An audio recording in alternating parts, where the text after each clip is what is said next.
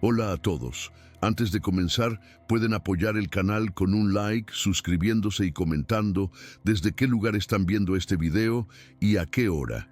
Eso ayuda mucho a que estas historias lleguen a más personas. Ahora, empecemos.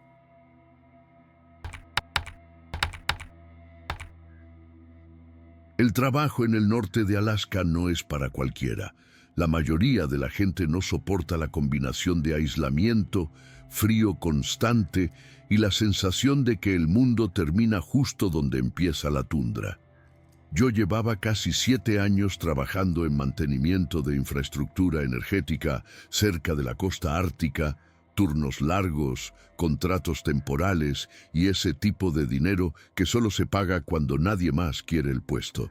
Éramos 3 en nuestro equipo fijo esa temporada.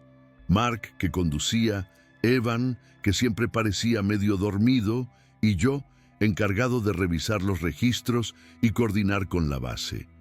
Era finales de invierno, uno de esos días en los que la luz apenas existe y todo se reduce a tonos blancos y grises. Habíamos terminado una reparación rutinaria en una sección expuesta del conducto principal y nos dirigíamos de regreso a un refugio modular instalado a varios kilómetros de la carretera principal. El trayecto era conocido, demasiado conocido. Lo habíamos hecho docenas de veces bajo condiciones peores. La tormenta empezó a cerrarse cuando llevábamos ya más de 1 hora conduciendo. No era raro.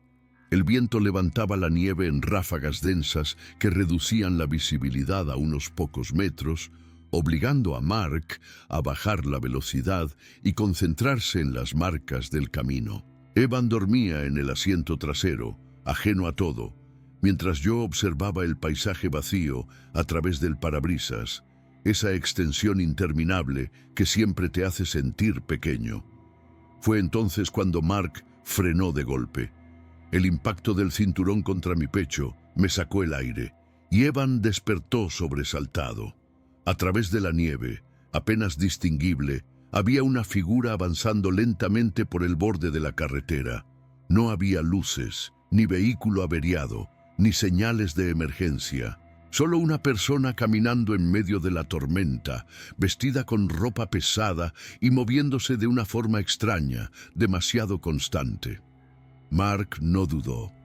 En ese lugar, ignorar a alguien podía equivaler a una sentencia de muerte. Detuvo el vehículo y los 3 observamos en silencio durante unos segundos.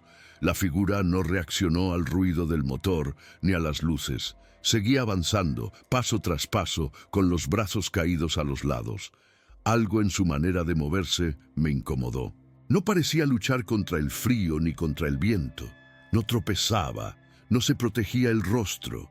Caminaba como si estuviera siguiendo una línea invisible. Salimos del vehículo casi al mismo tiempo. El frío nos golpeó con violencia, atravesando la ropa incluso antes de que pudiéramos cerrar las puertas. Gritamos para llamar su atención, pero el sonido se perdía en la tormenta.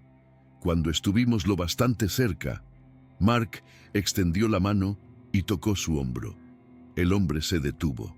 Al girarse, su rostro quedó expuesto a la luz de los faros. Su piel era pálida, de una forma antinatural, demasiado uniforme. Sus ojos, abiertos de par en par, no parecían enfocarse en ninguno de nosotros. Sus labios se movían, una y otra vez, como si repitiera algo en silencio. No respondió a ninguna pregunta. No mostró sorpresa ni miedo. Simplemente permaneció allí, balanceándose ligeramente, mientras la nieve se acumulaba sobre su abrigo. En ese momento supe que llevarlo con nosotros era una mala idea, pero también supe que dejarlo allí no era una opción. Moverlo hasta el vehículo fue más difícil de lo que esperábamos. El hombre no se resistía, pero tampoco colaboraba. Su cuerpo tenía una rigidez extraña, como si no terminara de responder a su propio peso. Entre Mark y yo, lo guiamos hasta el asiento trasero, donde Evan se apartó instintivamente, pegándose a la puerta. Cuando cerré, noté algo que me recorrió la espalda como una descarga. El hombre no temblaba, Con ese frío, cualquier persona estaría sacudiéndose sin control, pero él permanecía inmóvil, con la mirada fija en algún punto indefinido frente a él. Mark puso la calefacción al máximo y retomó la carretera. Durante varios minutos nadie habló. El único sonido era el del motor forzado y el soplido constante del ventilador. Desde el asiento trasero, los labios del hombre seguían moviéndose, sin pausa, formando siempre la misma secuencia de sonidos que no alcanzábamos a oír con claridad. Evan fue el primero en romper el silencio. Dijo que algo no estaba bien, que ese tipo no se veía como alguien perdido recientemente. Yo asentí sin mirarlo. Desde el espejo retrovisor observé su rostro con más atención. Bajo la luz amarillenta del interior aparecieron detalles que antes no había notado. Una cicatriz profunda que le cruzaba el costado de la cara, vieja y mal cerrada. Las uñas largas, curvadas, con un tono amarillento. La ausencia total de olor, ni sudor ni humedad, nada. A unos kilómetros apareció la silueta del refugio modular, apenas visible entre la nieve. Una estructura metálica simple con literas, una pequeña cocina y equipo de comunicación. Al acercarnos, el hombre reaccionó por primera vez.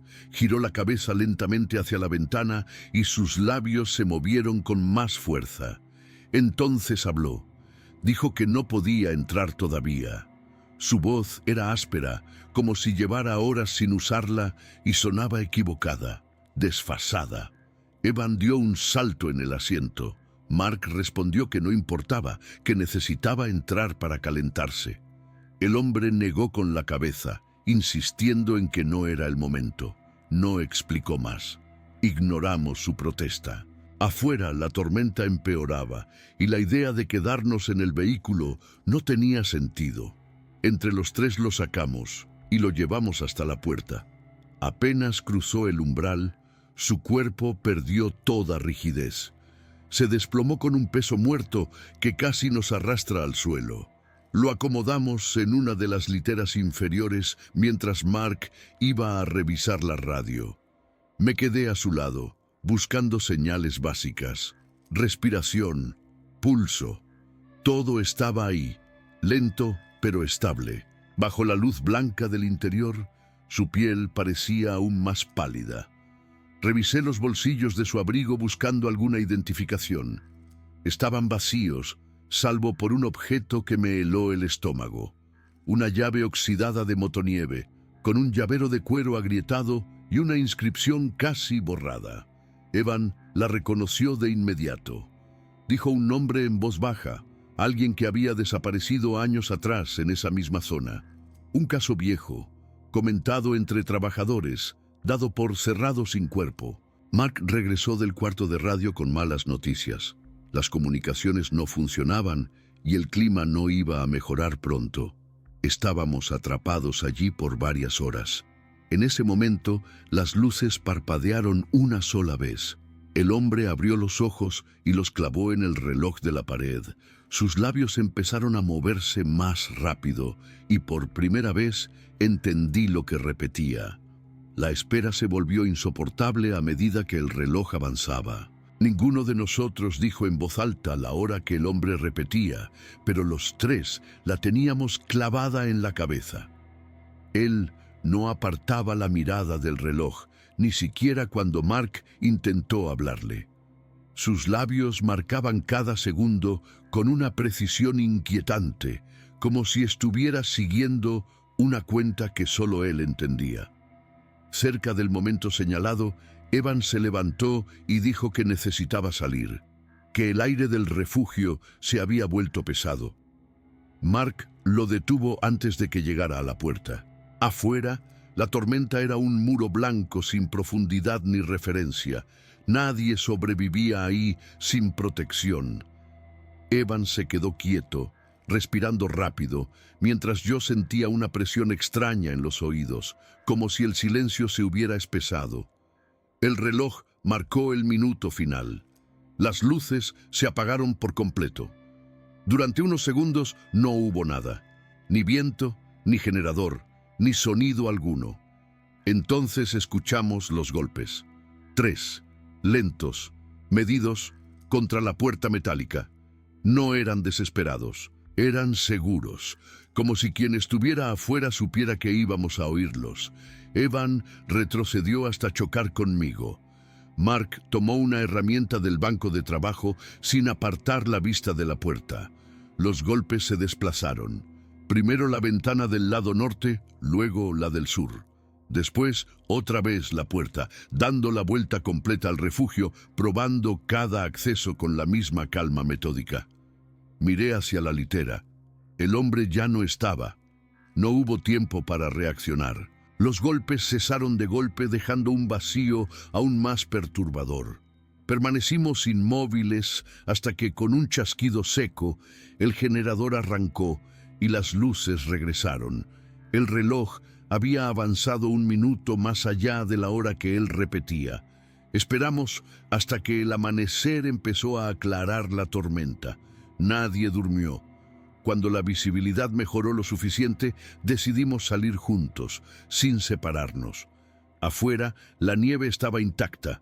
No había huellas alrededor del refugio, ninguna, ni siquiera cerca de la puerta o las ventanas. Mark dio el primer paso hacia el vehículo. Evan iba detrás de él. Yo cerraba la marcha. Escuché su nombre apenas 1 segundo después. Me giré a tiempo para ver el espacio vacío donde Evan había estado. No hubo grito, ni ruido, ni rastro, solo ausencia. Huimos de ese lugar sin mirar atrás. En el primer punto con señal, reportamos la desaparición.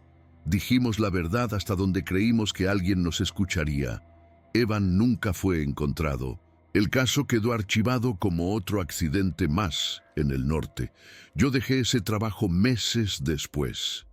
Mark hizo lo mismo. Nunca volvimos a hablar del tema.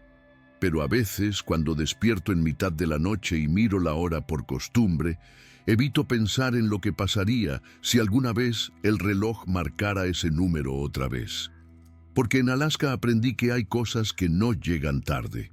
Llegan exactamente cuando deben. Trabajar de noche en el interior de Alaska cambia la forma en que uno percibe el tiempo. Las horas dejan de avanzar de manera normal y se convierten en una secuencia espesa, repetitiva, marcada solo por relojes fluorescentes y el ruido ocasional de un motor en la distancia. Yo llevaba poco más de 2 meses cubriendo turnos nocturnos en una estación de servicio aislada, ubicada a varios kilómetros del último pueblo con nombre propio. El lugar servía principalmente a camioneros y a trabajadores que cruzaban la región, incluso en invierno, cuando la carretera se volvía una línea borrosa entre la nieve.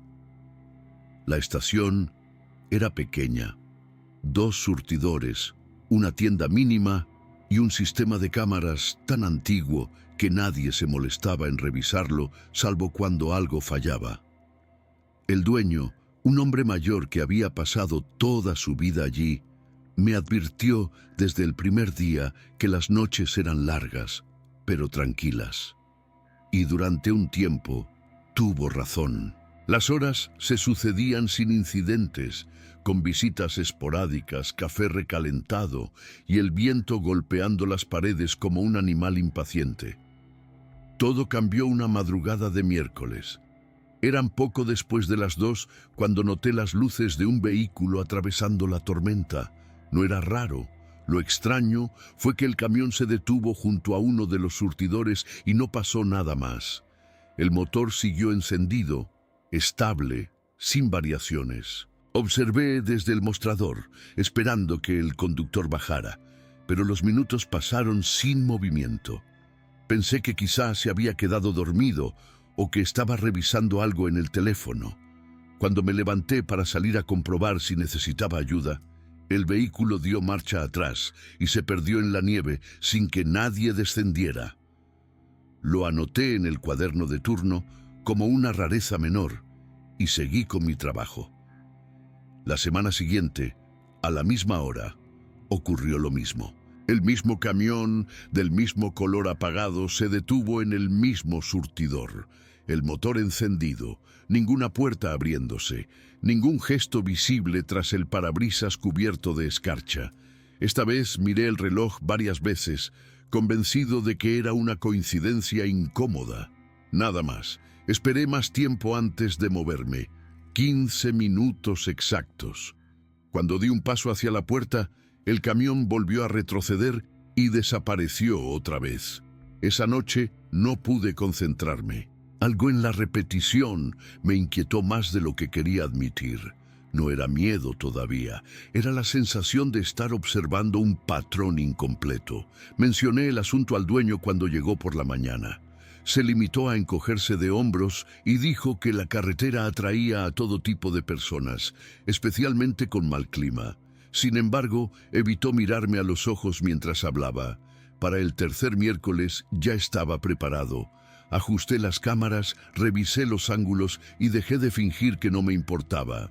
Cuando las luces aparecieron en la distancia, sentí un nudo en el estómago. El camión se detuvo con una precisión casi cuidadosa. Esta vez amplié la imagen en el monitor. El conductor estaba ahí, sentado perfectamente recto, con las manos apoyadas en el volante. No se movía, no respiraba de forma visible, no reaccionaba a nada. Era como si el tiempo se hubiera detenido solo para él, y su presencia convirtió esa estación silenciosa en el lugar más incómodo en el que había estado nunca. Me quedé observando el monitor más tiempo del que debería. La imagen era granulada, con ese parpadeo constante de los sistemas viejos, pero aún así algo resultaba imposible de ignorar. El hombre no cambiaba de postura. Sus manos seguían en el volante, simétricas, rígidas. No había ningún gesto involuntario, ningún movimiento que indicara impaciencia o distracción. Ni siquiera el leve balanceo que uno espera cuando alguien está sentado con el motor encendido. Pasaron 10 minutos exactos. Lo sé porque miré el reloj 2 veces, intentando convencerme de que estaba exagerando. Al levantarme del mostrador, sentí una resistencia interna, como si una parte de mí supiera que acercarme era una mala idea. Aún así, tomé la chaqueta y empujé la puerta. El frío me golpeó de inmediato y la nieve caía con menos violencia que otras noches, lo suficiente como para ver con claridad el contorno del vehículo. Avancé despacio hacia el surtidor. A cada paso esperaba algún tipo de reacción. Una puerta abriéndose, una luz interior encendiéndose. Nada ocurrió. Me detuve a pocos metros del camión. El motor sonaba normal, estable, como si llevara horas así. Desde ese ángulo pude ver mejor el interior. El parabrisas estaba limpio, sin vaho, algo extraño considerando la temperatura. El conductor seguía inmóvil, la cabeza ligeramente inclinada hacia adelante. Golpeé suavemente la ventanilla. No hubo respuesta. Me acerqué un poco más, intentando mirar su rostro. La iluminación era mala, pero alcancé a distinguir una piel de tono apagado, casi grisáceo. Sus ojos estaban abiertos, fijos, pero no parecían enfocarse en nada. Di un paso atrás cuando sentí que la incomodidad se transformaba en alarma. En ese mismo instante, las luces de reversa se encendieron. Retrocedí de inmediato. El camión dio marcha atrás con suavidad y se perdió otra vez en la oscuridad, dejando tras de sí solo las marcas de los neumáticos que la nieve empezó a borrar. Esa madrugada no volví a salir del mostrador. Al amanecer, revisé las grabaciones. El archivo mostraba lo mismo que había visto en directo. El vehículo llegando, deteniéndose, el conductor inmóvil. Sin embargo, al avanzar cuadro por cuadro, noté algo que no había percibido antes. Durante los 10 minutos completos, no había ningún cambio térmico visible en la imagen infrarroja integrada del sistema. El interior del camión estaba tan frío como el exterior. Busqué en los registros antiguos de la estación. No fue difícil. El dueño llevaba todo archivado en carpetas polvorientas, con anotaciones que se remontaban décadas atrás. Encontré menciones esporádicas de un vehículo que coincidía con la descripción. Siempre el mismo día de la semana, siempre en invierno, siempre de madrugada. Las notas hablaban de quejas, de llamadas a la policía que no habían llevado a nada concreto. Una carpeta más vieja llamó mi atención. Dentro había recortes de periódicos y reportes oficiales. Un nombre aparecía repetido, un hombre desaparecido hacía más de 30 años, cuyo camión nunca había sido recuperado. La descripción del vehículo coincidía demasiado bien. Esa noche entendí que no estaba viendo a alguien que pasaba por allí. Estaba viendo algo que regresaba. El último miércoles llegó con un cielo extraño, despejado de forma antinatural para esa época del año. Durante todo el día me repetí que si el patrón dependía de las tormentas, quizá esa noche no pasaría nada. Aún así, preparé todo como si supiera que estaba mintiéndome. Cargué el teléfono, dejé una linterna a mano y guardé una copia de las grabaciones en un dispositivo externo. No se lo dije a nadie. Parte de mí sentía que, si lo hacía, algo se rompería. A las 2:05, el viento cambió. Las nubes entraron de golpe desde el norte y la nieve empezó a caer en láminas densas, borrando la carretera en cuestión de minutos. Cuando las luces aparecieron, no sentí sorpresa. Sentí resignación. El camión se detuvo en el mismo lugar de siempre, con la misma exactitud. 10 minutos. Ni uno más, ni uno menos. No esperé esta vez. Salí con la linterna encendida y avancé contra el viento. La nieve alrededor del vehículo caía de forma irregular, como si algo invisible desviara su trayectoria. Me acerqué a la puerta del conductor y apunté la luz al interior. El rostro estaba ahí, más claro que nunca. Rasgos humanos, pero gastados, como si el tiempo hubiera pasado sin permiso. Los ojos abiertos no reflejaban la luz. No había vida en ellos. Toqué la ventanilla. En ese instante, la estación quedó a oscuras. El generador no arrancó. La linterna parpadeó y murió en mi mano. Escuché el chasquido seco de una puerta abriéndose a mi espalda. Me giré y vi luz dentro de la tienda. No la luz blanca habitual, sino un resplandor pálido, uniforme, que llenaba el interior como una niebla sólida. Había una figura de pie detrás del vidrio. Era el mismo hombre, dentro, donde no debería haber podido entrar. La escarcha comenzó a extenderse por los ventanales desde el punto donde él apoyaba la mano. Detrás de él se movían otras sombras, quietas pero presentes, alineadas como si esperaran su turno. El motor del camión seguía encendido a pocos metros, un sonido estable que no encajaba con nada de lo que estaba viendo. Retrocedí, resbalando en la nieve. El resplandor pulsó una vez, 2. Entendí que no estaba allí para atacarme. Estaba allí porque ese lugar era parte de su camino y yo me había interpuesto. Corrí hacia la entrada trasera de la estación y forcé la puerta. Dentro, las luces de emergencia se encendieron de golpe. Todo estaba normal, vacío, las ventanas limpias, sin escarcha, sin figuras. El camión ya no estaba cuando llegaron las autoridades. Presenté mi renuncia esa misma mañana. Dejé Alaska poco después, sin mirar atrás. Nunca supe qué buscaban esas apariciones ni por qué regresaban siempre al mismo punto. Solo sé que algunas cosas no se detienen con el tiempo. Solo repiten el trayecto y esperan que alguien vuelva a abrir la puerta.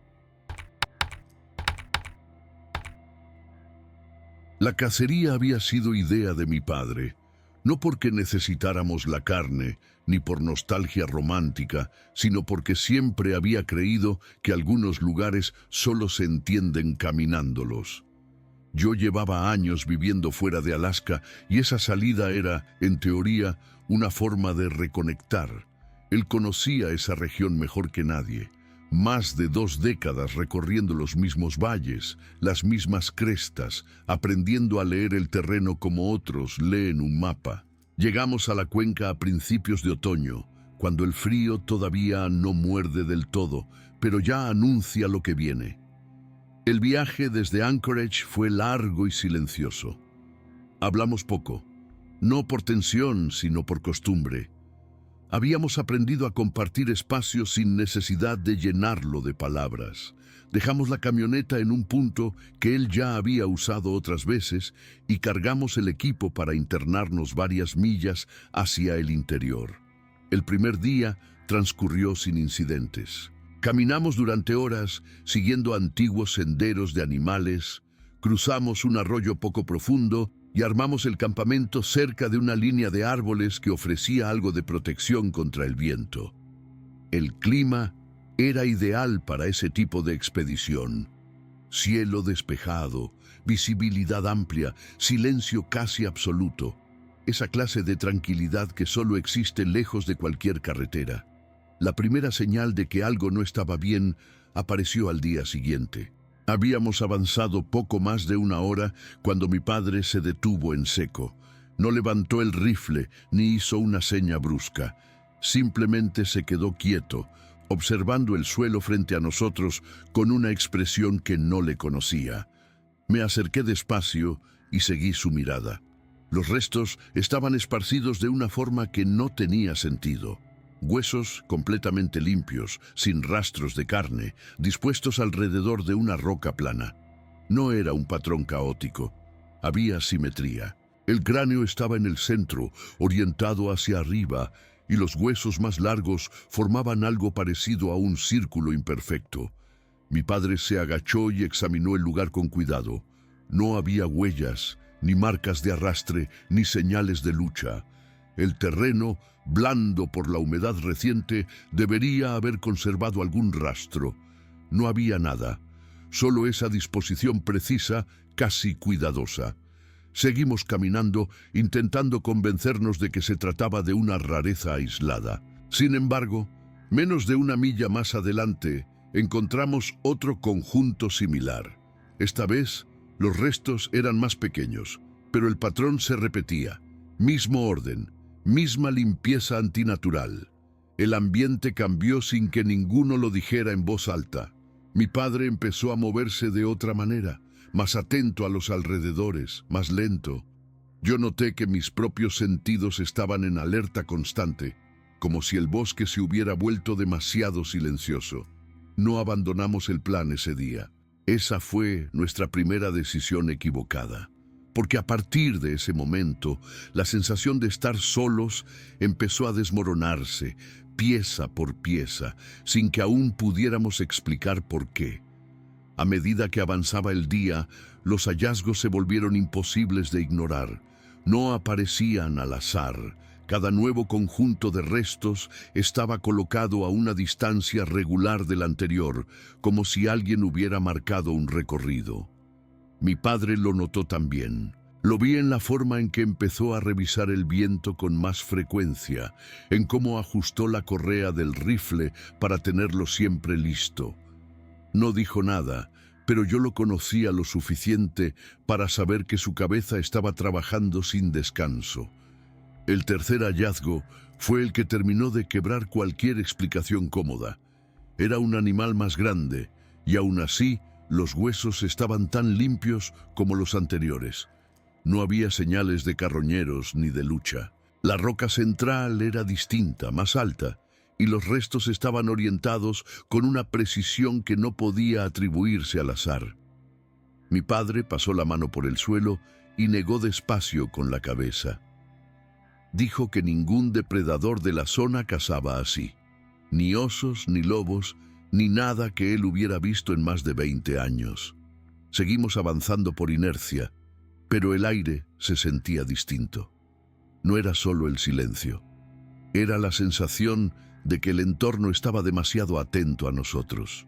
Cada tronco, cada sombra entre los árboles parecía ocupar más espacio del que debería. Encontramos 2 disposiciones más antes de decidir montar el campamento temprano. La última todavía tenía un olor metálico reciente, señal inequívoca de que no llevaba mucho tiempo allí.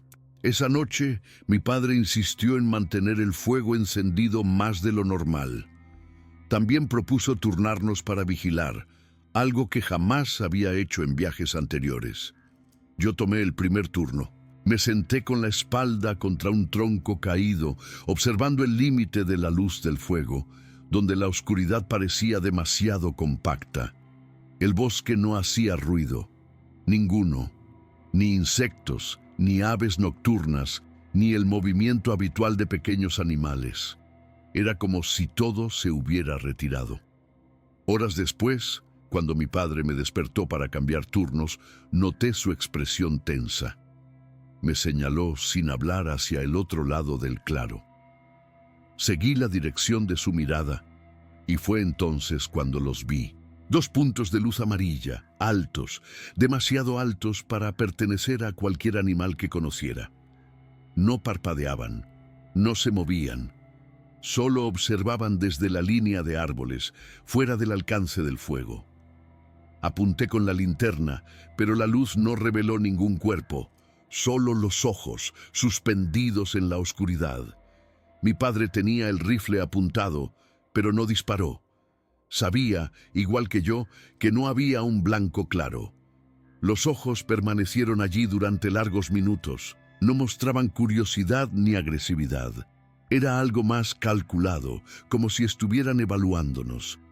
Cuando el amanecer comenzó a clarear el cielo, los ojos desaparecieron sin sonido alguno. No se alejaron, simplemente dejaron de estar allí. Con la luz del día revisamos el perímetro del campamento. No encontramos huellas, ni ramas rotas, ni marcas en el suelo. Nada que confirmara lo que habíamos visto. Desayunamos en silencio. Ninguno de los dos tenía dudas ya. Aquello no era una coincidencia ni un fenómeno aislado. Algo nos había estado siguiendo desde el primer día. Y cada uno de esos restos cuidadosamente dispuestos no era un aviso para que nos fuéramos. Era una demostración de control. La decisión de irnos se tomó sin discusión. No fue una retirada apresurada, sino una aceptación silenciosa de algo que ninguno quería poner en palabras. Empacamos con movimientos rápidos y precisos, evitando separarnos más de unos pocos metros. Mi padre no volvió a guardar el rifle. Lo llevaba en las manos, listo, como si esa simple postura pudiera inclinar la balanza a nuestro favor. El camino de regreso no siguió la misma ruta. Él eligió descender por una ladera más abierta, con mejor visibilidad, aunque implicara un rodeo largo. Cada tanto se detenía para observar las crestas que nos rodeaban. Yo hacía lo mismo, con la sensación constante de que, si dejaba de mirar aunque fuera un segundo, algo aprovecharía ese momento. No tardamos en verlo. Al otro lado del valle, sobre una cresta elevada, había una figura inmóvil. A esa distancia, podría haber pasado por un animal común si no fuera por su tamaño. Era enorme, demasiado grande. El cuerpo parecía compacto, poderoso, con un perfil que recordaba vagamente a un lobo, pero distorsionado, exagerado. El pelaje oscuro absorbía la luz, salvo por unas marcas más claras a lo largo del lomo que brillaban de forma antinatural bajo el sol. Se quedó allí, mirándonos. No avanzó, no retrocedió, simplemente nos observó. Cuando levanté los binoculares, sentí un nudo en el estómago. Sus ojos eran los mismos que habíamos visto durante la noche, amarillos, fijos, cargados de una atención que no se sentía animal. Mi padre también lo vio, bajó los binoculares con lentitud y dijo, por primera vez desde que empezó todo, que no estábamos cazando nada. Él se dio la vuelta y comenzó a caminar, marcando el ritmo. Yo lo seguí sin cuestionarlo. Cada cierto tramo, al mirar atrás, la figura seguía allí, desplazándose con una facilidad imposible, manteniendo siempre la misma distancia. Nunca corría, Nunca parecía esforzarse.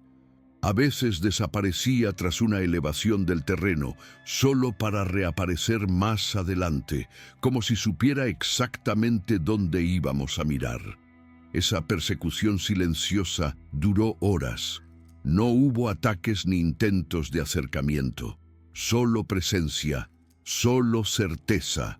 El mensaje era claro sin necesidad de gestos. Podía alcanzarnos cuando quisiera. El hecho de que no lo hiciera era en sí mismo la amenaza. Cuando por fin divisamos la camioneta sentí un alivio tan intenso que me mareó. Mi padre no se detuvo hasta que ambos estuvimos dentro y las puertas cerradas. Arrancó el motor y emprendió el regreso sin mirar atrás. Yo sí lo hice, una última vez. En la cresta la figura permanecía sentada, observándonos partir, inmóvil, como si todo hubiera salido según lo previsto. No volvimos a hablar del viaje. Nunca regresamos a esa zona. Mi padre dejó de cazar al año siguiente y vendió gran parte de su equipo. Yo entendí algo que no había querido aceptar hasta entonces. En Alaska hay territorios que no pertenecen a nadie y otros que sí. Y cuando entras en los segundos, no siempre eres tú quien decide cuándo te vas. Gracias por quedarte hasta el final. Si estas historias te acompañaron, deja un like y suscríbete. Seguimos pronto con más relatos.